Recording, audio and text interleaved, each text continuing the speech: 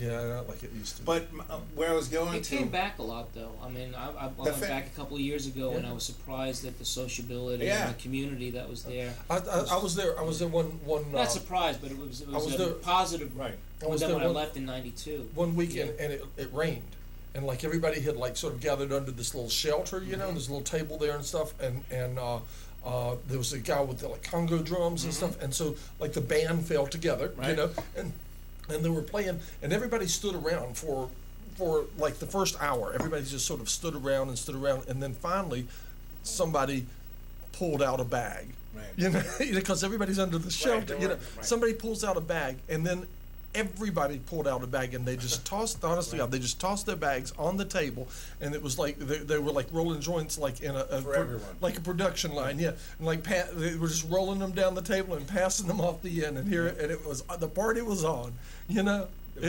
best, my most vivid memory when I was, I guess 14, 15, 16, and it was early 60s, and Malcolm X, there was a part of the park that was Muslim. You know, black Muslims, American Muslims, and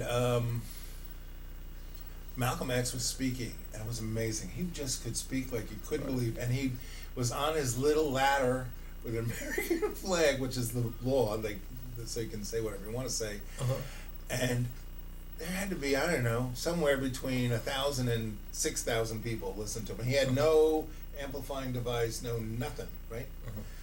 And I guess the cops thought that was a bit too many people to be listening to him, so they came to arrest him. But his words were ringing true, weren't they? Oh, I'm a little white boy, you know, and it was truly amazing. A little white boy there, and nobody like saying anything bad about him. It was just like, wow, this guy is amazing. You could just what he was saying and how he was saying it was like, wow. Anyway, before they get him off the ladder, there's like 10,000 people. Before they get him to the car, there's like 20,000 people. Before the car even starts, they can't move anywhere because there's a sea of people in every direction around that car. And that's before cell phones and internet. That's word of mouth. That's word of mouth communication. When there are events, events can happen. No, I've seen it. And it was truly amazing. I was just standing there, and so the cops like took him out of the car and like touched him off, "Have a nice day," and they like the people got out of the way, and the police car took off. Just let us go.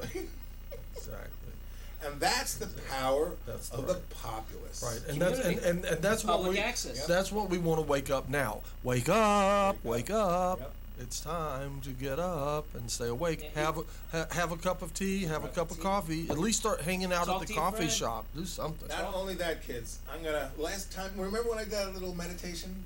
What kind of response? Did anyone say anything? The one you did the 1, 2, 3, 4. Right. But then I did a bigger one. But we're just gonna do the 1, 2, 3, 4, kids. This is the way to wake up. It's the Prana Yoga meditation. And since I have been meditating for the last 30 years, you know, I've never had to smoke another joint, take any other kind of illegal substance, or drink even a glass of wine. I do because I like the taste when I'm eating my chicken parmesan. But the bottom line is to find that kind of nurturing escapism, you don't need to self-medicate. You just need to breathe. We are designed to do that. Oxygen. Yep. And the reason why we are so dumbed down, first of all, is most people, have a few pounds like I do, but which causes you to go like this, which closes down your esophagus into your lungs, crushes your lungs down. This is another reason why people have heart disease, because their posture and their weight is just encapsulating their heart and making it have to pump 6 times harder. All you have got to do is push your back like that and push your hands down your belly like this. Right? 3 or 4 times. And then you take your thumb and your next finger. Is that your index finger? Whatever. Like that. Right? And then you breathe through your nose as big as you can, and then out your mouth. Then the next finger. And when you're doing that, you can feel your diaphragm moving up and down. And as it's doing that, it's separating your lungs, allowing 100 times more oxygen to get in there, which then allows your blood to swirl through your lungs and bring the oxygen to every cell of your body. And that oxygen is full of prana and chi, the 2 things that make life in the universe possible. You know, it's not chemicals, it's prana and chi. Those are the things that are energized with the spirit of the Creator. And so as you're breathing,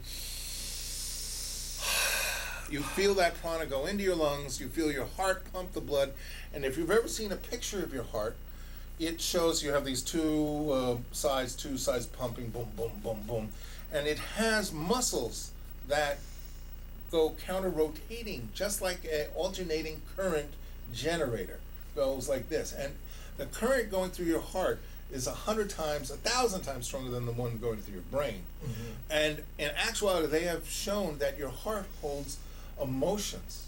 All the important memories are held in your heart, not your brain. Your brain is just a file cabinet with facts and figures. Your heart is what holds your soul, not your brain, what here, right? So as you're breathing, and as the blood, for your body to work at its optimum, these muscles have to be swirling the blood through your arteries. It's not supposed to be going like, oil. It's supposed to swirl.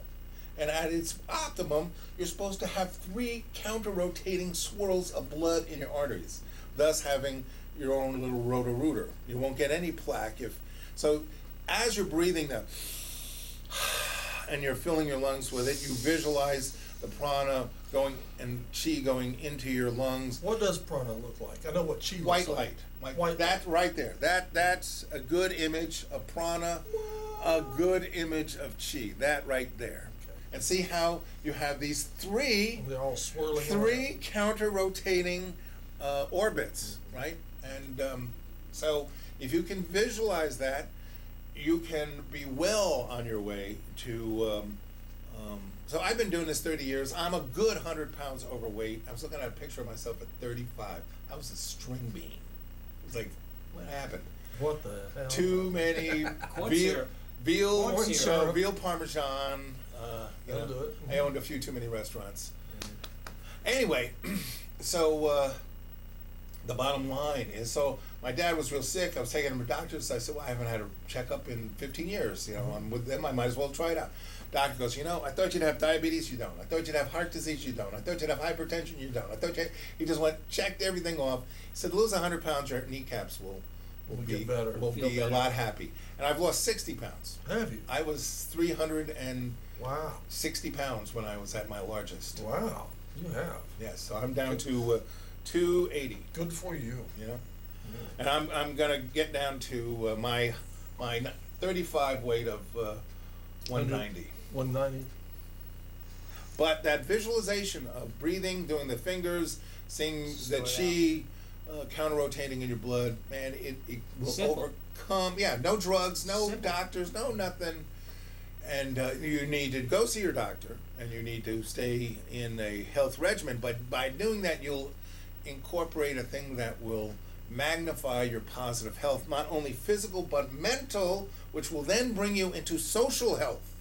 And I think singing is good too. Oh yeah, singing, laughing, having lots of sex, all good social techniques. Mm-hmm. Safe sex. Remember, safe sex. Right. Well, I have a friend. I told this the other day. I have a friend. I believe it was Cannibal John that said this. That he said that. Yeah, Cannibal John said. He said sex is not necessarily dirty. He says, but it is if it's done right. Yes. So anyway.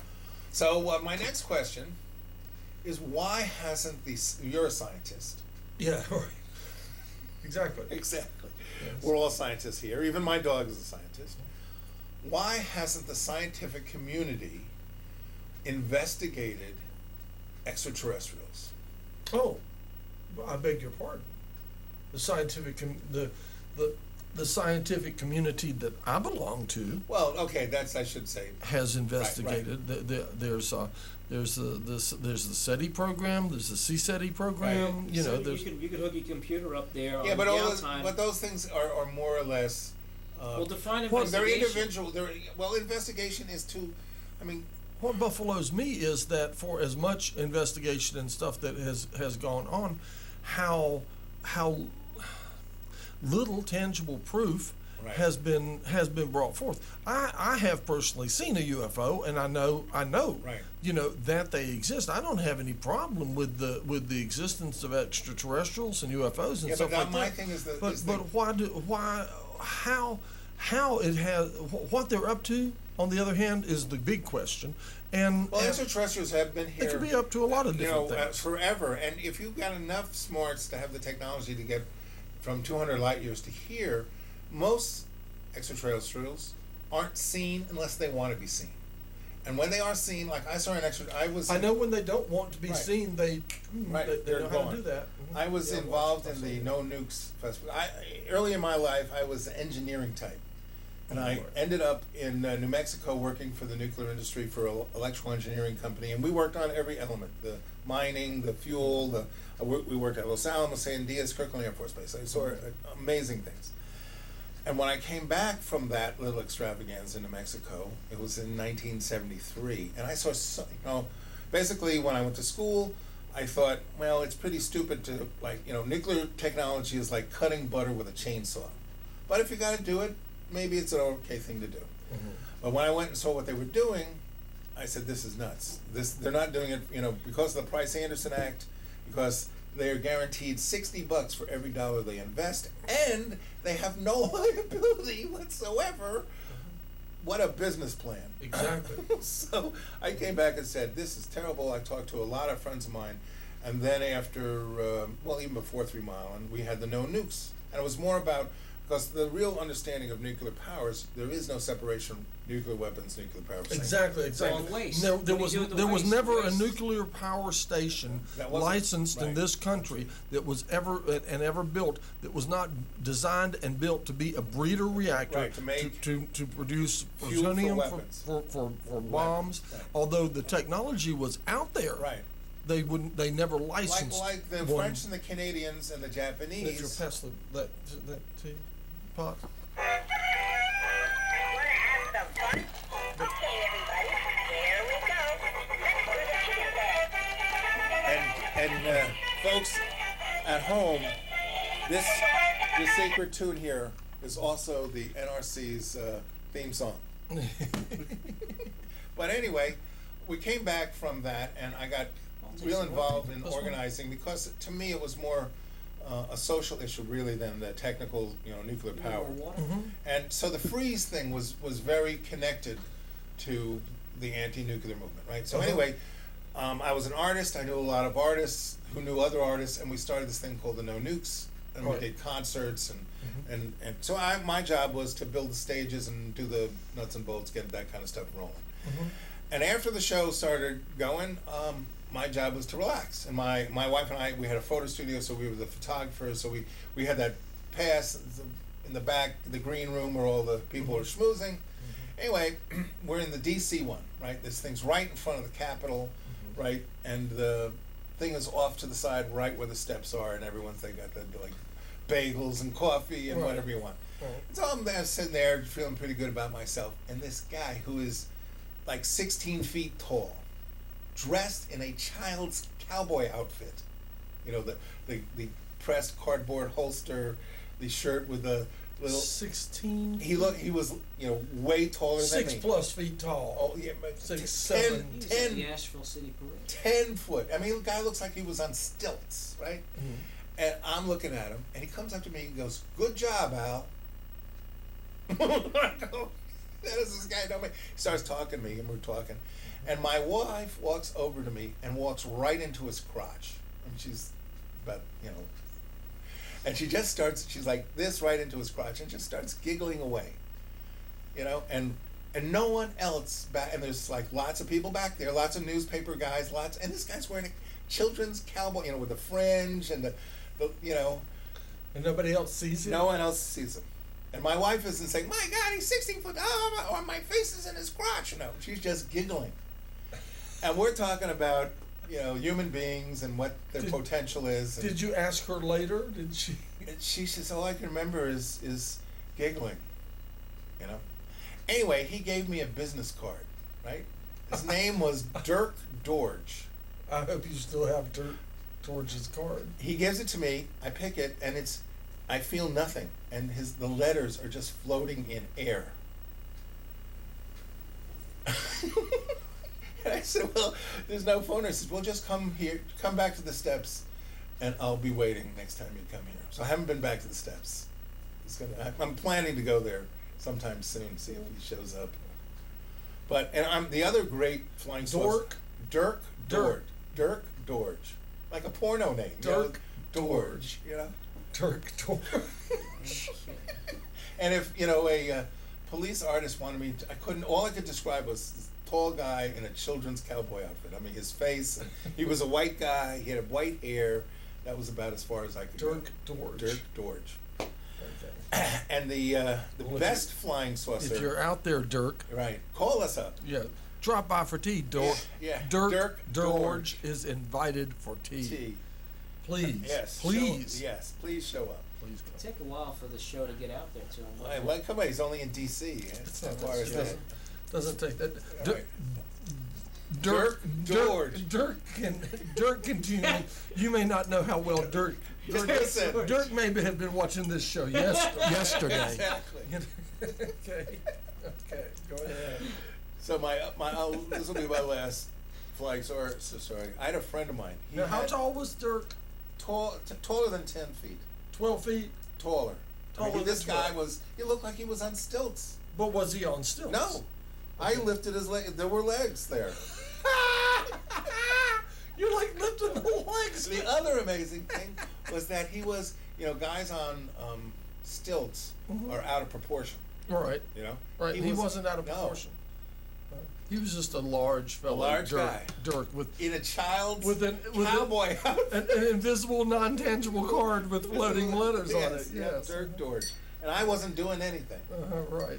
Probably said, damn these people saying we're little green men. Right, exactly. I'm going to be a tall cowboy. Right, I'm sure these guys can be anything they want to be.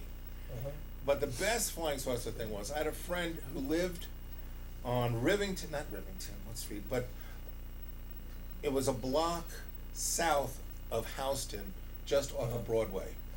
But you entered into the building from this side and into his building. But he lived on top of his building, and his staircase went down the back. Not like this, like most staircases, but straight. Did you ever see Midnight Cowboy? And Dustin Hoffman takes a header down this staircase that goes on forever. That was the staircase. That was the staircase for the movie. Okay. And so he had this loft up there, and it was like living in a dumpster. I mean, he had broken beer bottles. I mean, he never cleaned this place. Right? He was an artist. And we ran this nonprofit artist organization called Collaborative Artist Projects. And we went up there, we're doing some business, and we were going to go see the people who ran our nonprofit. I mean, we were hopeless with that kind of stuff. But there are plenty of companies out there. You hire them, they get the grants, you do the art, they take a fifth of whatever they get. Anyway, which is great. We would have never gotten any money anyway.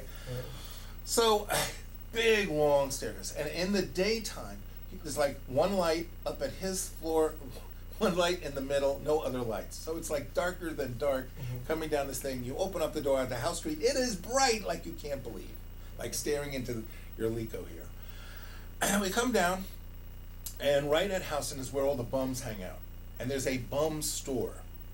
And that's where most of these bum guys are basically, most homeless men and bums are soldiers who, from one reason or another. Many are veterans. Right, veterans. Yes. And so this guy's gig was to take advantage of these guys, where he had a store where he would cash their checks and hold their money and give them whatever they needed, and have little boxes of cigarettes so they could get it, and whatever bum supplies they have. I don't know what they have. And he was a pretty crabby, crotchety, took advantage of anybody he could. Kind of like the mill people. Yeah. You worked in the mill and you got vouchers for your food. Exactly. You never really got any paid in. Right, never got any cash. So we come out, and there are all these bums where they always were, but they're lying down on the ground looking up, going, oh, oh. It was like Quest for Fire. Quest for Fire. I was like pointing up, going, oh, oh. And we look up, and there's these 6 super rotating ice cream cones, about the size of a school bus, just zipping around and sending off sparks. And it's like 2 in the afternoon, Uh-huh. right on the corner of Houston and Broadway. The most, there's 18 Right. million people walking around. Right. And the only people seeing this Are the bums. And because we're smart enough to listen to the bums, we look up and we'll go, whoa, look at that. And we stay there about 10 minutes. And my friend goes in because he knows the bum guy Uh-huh. and brings him out to look at it. And he like totally, the guy nearly crapped in his pants, Uh-huh. the bum store guy. Uh-huh. And he changed him 180 degrees. Just because he saw it. He like got rid of, he gave the guys cash for everything, gave them everything they wanted, started a soup kitchen, believed in Jesus. From an ice cream cone. Right, from these counter-rotating ice cream cones. And there wasn't a word in any newspaper or any, that's nothing. Only the bums saw it. And us, And the bum guy and me and my friend. yeah, all the bums. Right on. Just all the bums. Yeah, it was That like. explains, Tom. So okay, what's your? I don't have one. You don't have one? Oh, come on, No. come on! You must have had one. You're No, just I scared to don't. tell us. No, I don't have any good UFA stories. How about you? I Slim? know a lot of people have seen UFAs, but I don't have any good ones personal experience. You know the interesting thing? Yeah. This place. When did you get here, John? Well, I was in and out from the mid '80s, and then by the early '90s, I was in to stay. First time I came here was '72, Mhm. and I stayed at that motel with the what do they call that? The Mountaineer. Mhm. That was Mountaineer. That was my first place I ever stayed here. Mhm. And then I came back in the early '80s, just about whenever Malaprops first started. Uh-huh. I was there, and when John Cram had his store on, Mhm. Down in the village. down in Wall Street, Oh, okay. before he even moved over there. Mhm. And then I came around in the early '80s. The girlfriend wanted to come up here, and I knew it was kind of cool. And then I came up again in the mid '80s when they had a rainbow gathering over in Joyce Kilmer, Mhm. Okay. and the court thing was on here. So I was assisting with the court case. You been to a lot of rainbows? As an anthropologist, I have lots of friends who started it, Yeah. and my observation is most white bourgeois Mhm. kind of thing. But on the other side is you meet the most amazing people there. It's a whole subculture. Of, Yeah, but it's so white, it's ridiculous. Mhm. You go to the rendezvous? You ever go to rendezvous too? Yeah. I used to go to the Burning Man thing. That was more interesting. I quit going to the rainbow gatherings when the crowds were like in excess of 100 people. I remember. Right. Well, I remember those are regionals. I remember the first time I Yeah, went, and you there was go like to nationals, 100, regionals, 135 people, and I swear 90 of them were psychotics. Right. And I was just like, those are more regionals. But yeah. the first one I went It's to scary. was in Pennsylvania, and it was really great because the early ones, people wanted to escape materialism and the machines, and so they would take a national forest where you really had to walk in. But now they've become drive-in ones, and Well, it's just a different Open- environment.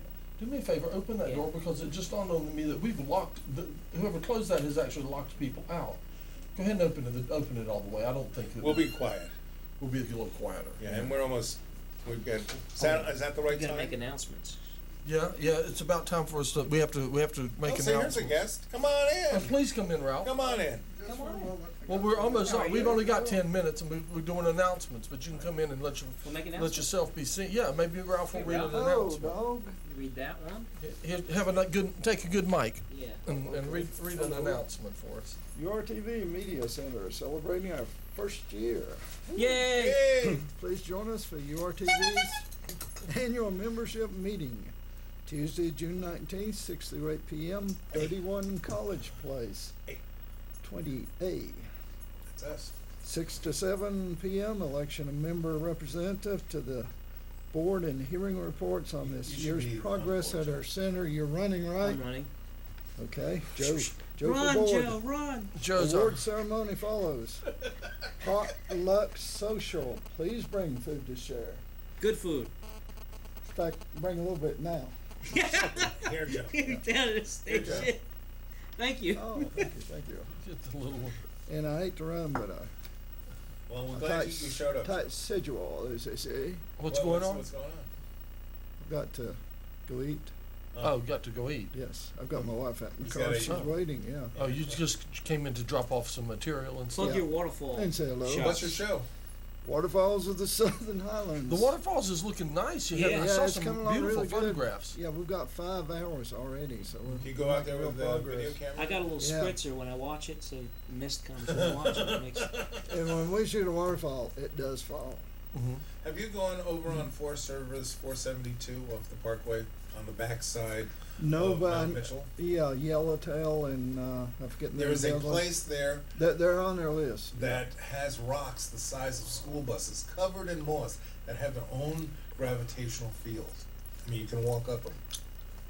Cool. I'll It's have to check that out. truly, and when we remember back in the late '90s, we had a really bad drought. Mhm. All the little streams there were dry to the bone, but this one came from its source down to where the bridge was, Uh-huh. and that It's continued it to was like flow. saying a Kept coming pump. back up. You know, on the other side of the bridge, there was no water. large water feature. Right. Yeah. It was like very strange. Well, Oh, I see. You've added a second studio condenser microphone. I just brought that one out of its box. Ah, You know, yeah, nice. yeah. Are those You like- yours or the studio? You like like that it. one? Yeah, I've got one just like that I use a lot for my voiceover.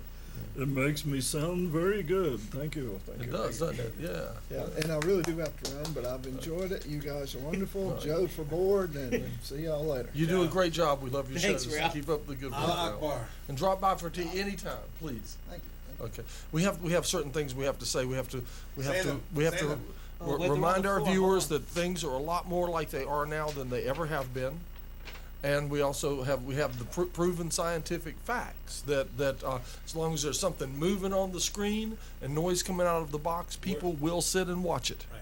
There you go. Now, Public access. this Your is- TV. This is your public access. This is your doorway to public access. My Media. God. Oh my God. I just had to say that. I see. In a voice so gruff. It's a good thing there's no smoke in here. We have I'm telling big you. problem. No smoking in here. Yeah. And that's a. I think As far as, as far as I know, that's a URTV first. I'm sure it's not a first for you, but it is for URTV. Yes, So- I farted on many of TV programs. Yeah, I'm sure you have. Save it up just for the event, I imagine. Normally I get someone to pull my finger. Okay, so here we go, and let's see. Let me do it down here. Okay, everybody, here we Hang go. on a minute now. And for Here, members you of go, the give a listen. Take your hat off for this one. Put it on your head. Put them on your head.